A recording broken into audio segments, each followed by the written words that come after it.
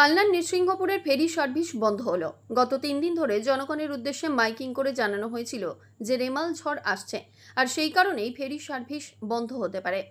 আজ সেই মতো সন্ধ্যে 7:30 নাগাদ কালনা এবং নদিয়ার নৃসিংহপুরের যে ফেরি সার্ভিস সেই ফেরি সার্ভিস বন্ধ করা হলো। প্রচণ্ড ঝোড়ো হাওয়ায় ভাগীরথী নদীর মধ্যে জল ফুসছে। ফেরি সার্ভিস কর্তৃপক্ষ জানিয়েছেন সার্ভিস কমিয়ে দেওয়ার নির্দেশিকা ছিল, কিন্তু প্রাকৃতিক দুর্যোগের সম্ভাবনা তীব্র হওয়াতেই এই মুহূর্ত থেকে ফেরি সার্ভিস একেবারে বন্ধ করে দেওয়া হলো।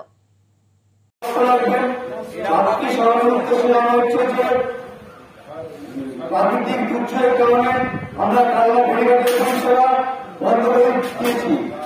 কালনা ঘাটের পরিষেবা আমরা বন্ধ করে দিয়েছি প্রাকৃতিক দুর্যোগের কারণে। এখন ঘাট পরিষেবা আমরা এখন বন্ধ করে দিলাম। থেকে অর্ডার এসছে যে বন্ধ করে দেওয়া হোক, সেই কারণে বন্ধ করে দিলাম। আমরা সারাদিনই মাইকিং করেছি, যে কোনো মুহূর্তে বন্ধ করে দেওয়া হতে পারে। এখন বন্ধ করে দিলাম। এখানে কি কি পরিষেবা বন্ধ? এখন সব লঞ্চ এসের বন্ধ করা হলো।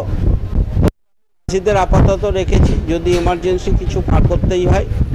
ওপার থেকে অনেক লোক আসে ডাক্তার দেখাতে, বা এখানে ডাক্তার দেখিয়ে হয়তো ফেরত যাবে, তাদের জন্য একটু ব্যবস্থা রেখেছি। সেই মানে দুর্যোগের পূর্বাভাস বন্ধ? হ্যাঁ, দুর্যোগের জন্যেই বন্ধ।